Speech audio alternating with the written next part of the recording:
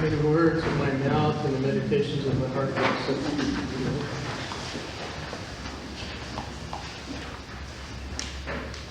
you. A star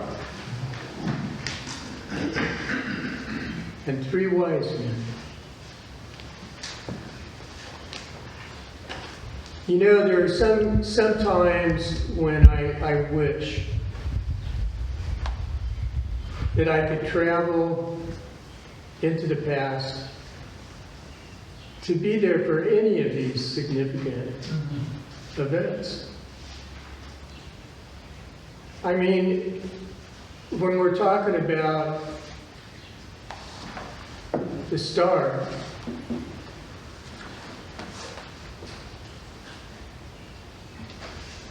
was it a big star? Was it a little star? See, I've been looking into stars. And I actually got some interesting information. The Star of Bethlehem wasn't a comet or a supernova. I don't know why that's good to know, but maybe it is. Or the star could have been a conjunction. See, even in the world of science, people will keep beating something to death long enough that they'll come up with the conclusion that they like. And I'm not disagreeing with it. You know, the evidence is there. It has to do with the alignment of more than one celestial body.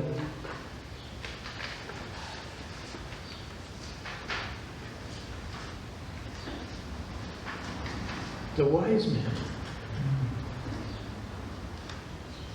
You know, they just kind of took off and started, you know, probably walking a large part of the way. Maybe riding camels like we see in all the Christmas cards in the world. You ever wonder how many different kinds of Christmas cards there are out there? I get at least one from every one of those batches every year.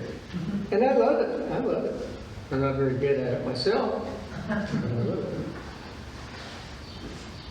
There's so much more to things than what meets the eye.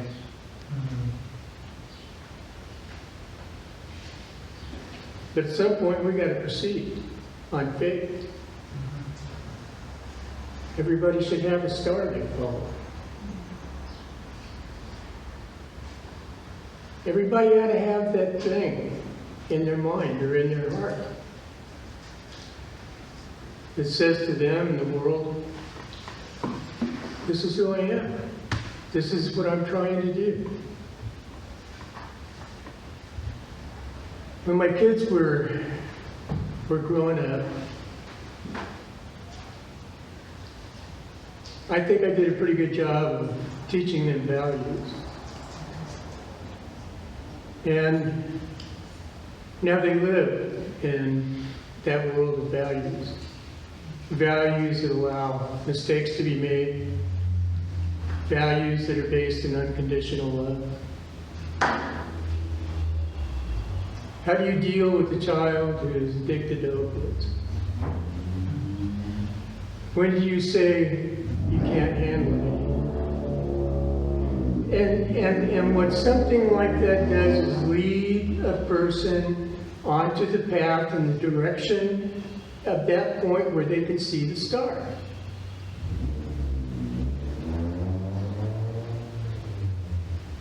In Indian country, when we do sun dance, I know I talk about it too much probably, but there's similarities.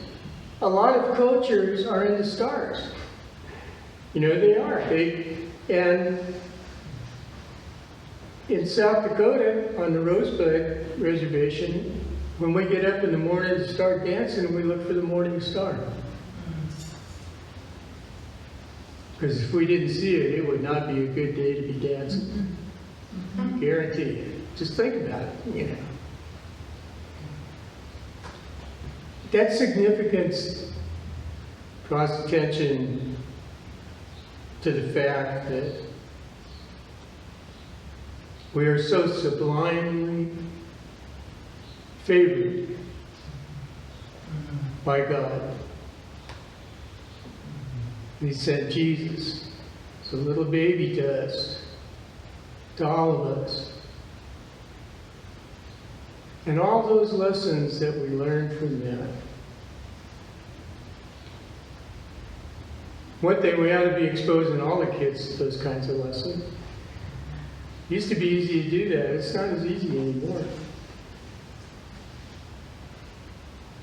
But it also draws me, thinking about these things draws me to what we've all gone through in the last couple of years. And you know, we sucked it up and we got on with it, didn't we? Every one of us. And what that tells me is that you're following a star. Somebody ought to write a song about that. Pat Boone. I like Pat Boone. Somebody call Pat Boone. Anyway,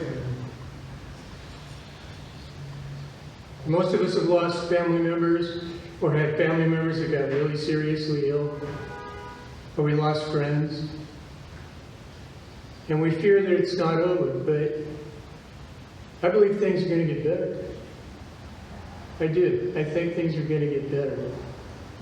People are proceeding with their lives with a sense of positive change. It's a really good thing. And we're starting the new year with a new job for us here, to put together something that's going to help churches like ours and other churches out there in the world that need to change the way they're doing things. That's the reality. That's the overall reality of what we're talking about. Sometimes things have to change, and it's always painful. You're good people. I love coming to church here. Yeah. And God bless you. Amen.